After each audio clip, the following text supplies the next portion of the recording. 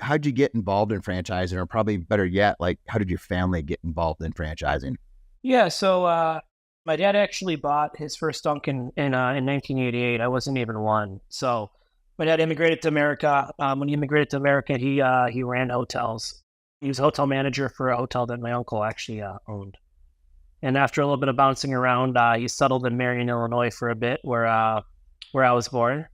And the opportunity arose for him to buy Dunkin' in Naperville. I always claim born and raised in Naperville. Moved up there when I was like 4 months old. So I don't know a ton of the Southern Illinois vibe, but I've been in Naperville since. So that's kind of how it started. And then probably over the next 20 to 30 years, he grew it from 1 to 8.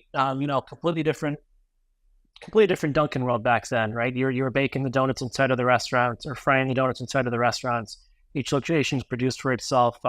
Whereas today you got the commissary. So I'd always say growth was a little harder back then, not only from an operational standpoint, but from a financial standpoint as well, than it is today in the Dunkin' world. And then I guess me personally, I'm a U of I-er, double majored in accounting and finance, graduated in 2010, and graduated into obviously the downturn when with all the subprime mortgage stuff and everything going on. So in my world that I graduated out of, it was really the big four that were hiring, and audit and tax wasn't really something that I was interested in. So I graduated. I got introduced to a litigation consulting firm.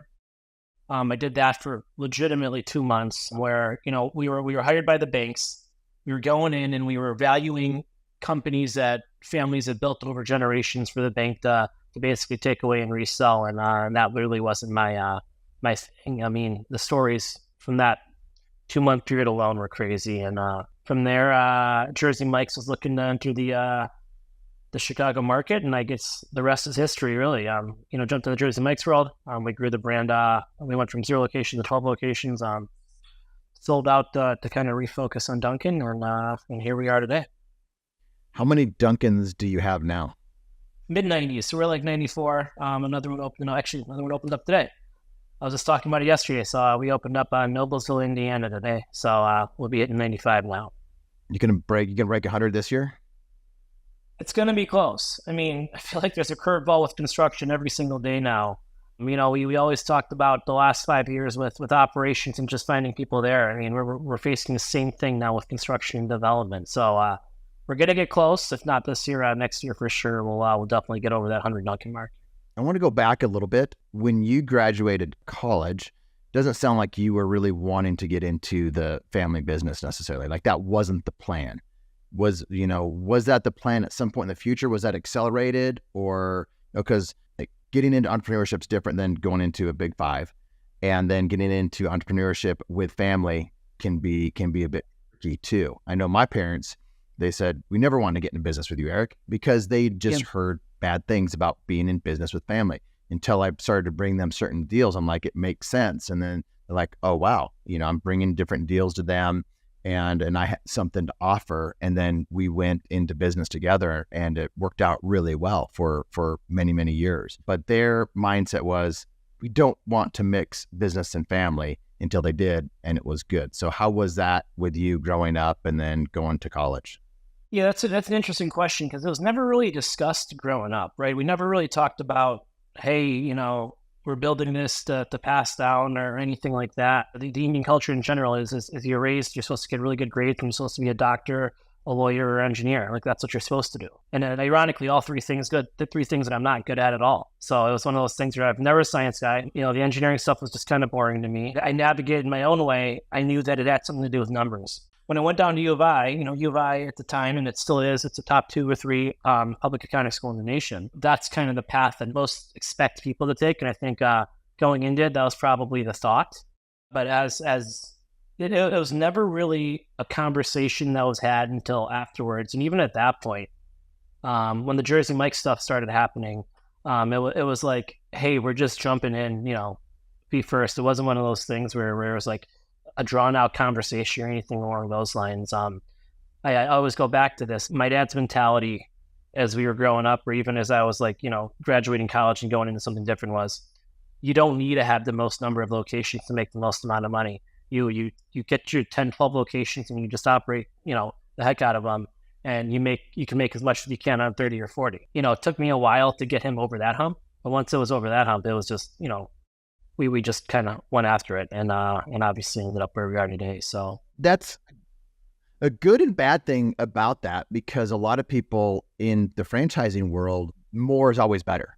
It doesn't matter how slim the margins are. And I know that you care about margins and profitability, but what's the balance? So, it's not having 100 locations. It's about having 100 really good locations, and you're about ready to hit that mark. But what's the balance, would you say, or what did you learn from him that were kind of takeaways that you're grateful for with him wanting like really good, profitable, healthy locations versus just a large number? Because it sounds like you kind of married the two and have a really good recipe. Yeah, no, I mean, I think you hit it on the head. It was his mentality of every location should be successful. And he never quite said it. He said what I just mentioned about the 10 locations and just operating the best you can. But we kind of took that and turned it into every location's got to be able to sustain itself. Now you've got different figures with like, hey, how much debt are you taking on per location, or, things like that. But when it comes to a straight EBITDA standpoint, it's always been our mentality. We don't want to open up a location just to open up a location. It's got to open up a location that's going to make money financially. And, there's times when you get to the 50, 60 unit mark where you may take a location on where, pre-debt, you're not making the cash flow you really want to, but in that 5 or 7 year mark, you can. But that's really after you pay off the initial structure or the initial, chunk of location. So that was more his philosophy. In the sense of every location's got to be successful. I remember when we were starting, you'd open up a Jersey Mike's, or you'd open up a Dunkin, and, they don't cash flow day one. This is in 12 and 13. I mean, you're talking about Dunkin' and Jersey Mike's, two of the greatest brands in the world today. They were still, they were good back then, but they were still in growth mode. You're still trying to figure them out, really what they were going to become. So today you can open Jersey Mike's and Dunkin' and make money day one. But when you look at it from back in the day, it wasn't like that. So he every time he'd be like, all right, hey, we've got to hit payroll. Got to move, X amount of dollars over. That was always a conversation that you didn't want to have. And that kind of sphered that mentality of, all right, let's figure out to make sure every single one makes money. So we're not ending up in a spot where we've got 500 locations and we're making money at 50 of them. So I completely agree. Bigger is not always better. It's smart growth. We're definitely beneficiaries of a great economy in 2010s and such. We're definitely beneficiaries of that entire world. But when it comes to, is bigger always better? No, I honestly, almost the exact opposite.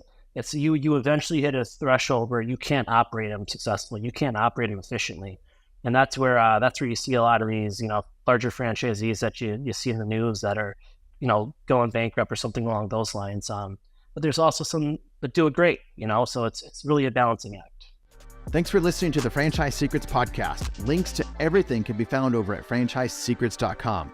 And if you want my help with anything from starting your own franchise to growing your current franchise business, please visit scalablefranchise.com.